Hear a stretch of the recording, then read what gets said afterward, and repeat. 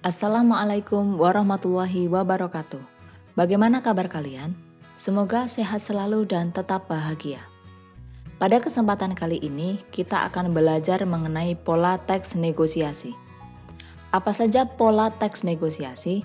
Simak penjelasannya berikut ini. Pola atau bentuk teks negosiasi terdiri dari 3 bentuk. Yang pertama adalah dialog, yang kedua adalah narasi atau cerita, yang ketiga adalah surat. Kita lihat penjelasannya satu persatu. Yang pertama adalah dialog. Dialog berarti percakapan, karena percakapan pasti minimal dilakukan oleh 2 orang. Dari contoh ini kita tahu bahwa dialog dilakukan oleh pembeli dan penjual. Yang kedua, ciri dari dialog adalah menggunakan tanda titik di akhir dari partisipan yang sedang melakukan negosiasi. Jadi setelah pembeli ada tanda baca titik 2.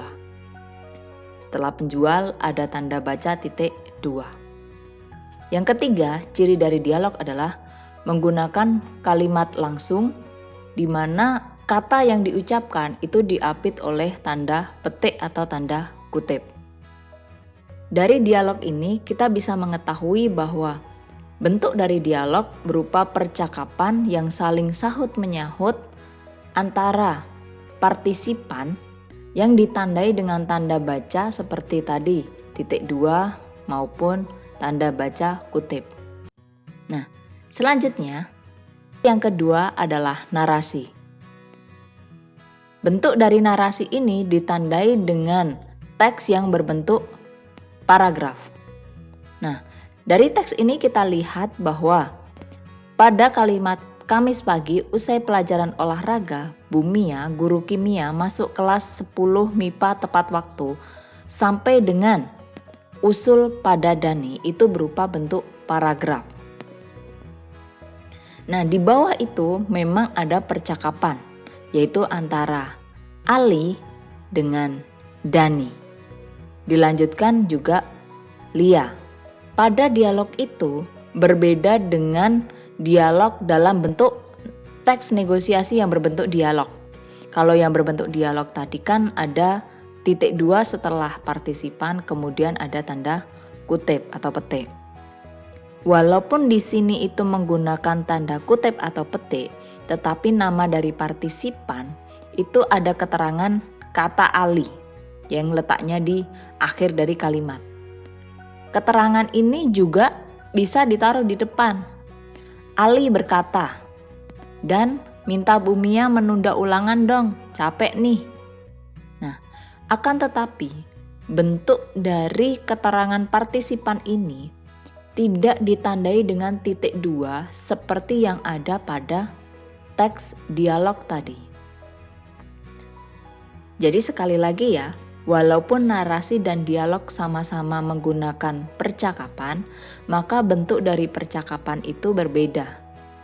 Kalau yang dialog itu menggunakan titik 2 setelah partisipan, tetapi di dalam narasi ini, kata partisipannya atau nama dari partisipan itu langsung menyertai di kalimat langsung. Itu adalah ciri dari teks narasi.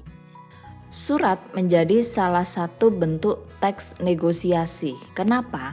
Karena di dalam surat itu terdapat pengajuan. Jika pengajuan itu ditanggapi, penawaran oleh partisipan yang lain atau misalkan dalam hal ini ya pembeli, kemudian terjadi kesepakatan, maka itu termasuk dalam teks negosiasi hanya menggunakan media surat. Nah, kita lihat di dalam surat ini pada paragraf pertama atau paragraf pembuka. Di dalam paragraf pembuka tersebut ada keterangan bahwa maka dengan ini kami CV bla bla bla mengajukan penawaran buku administrasi sekolah. Maka melalui surat ini kita tahu bahwa surat tersebut merupakan surat pengajuan. Jika pengajuan itu ditanggapi dengan kemudian adanya pemesanan buku dan ada negosiasi berkaitan dengan harganya dan deal, maka di situ sudah memenuhi syarat dari sebuah negosiasi. Nah, sudah jelas ya bahwa bentuk dari teks negosiasi ada 3. Yang pertama tadi adalah dialog, yang kedua narasi atau cerita, dan yang ketiga adalah surat. Demikian materi pada kesempatan kali ini, semoga bermanfaat. Sekian dari saya, wassalamualaikum warahmatullahi wabarakatuh.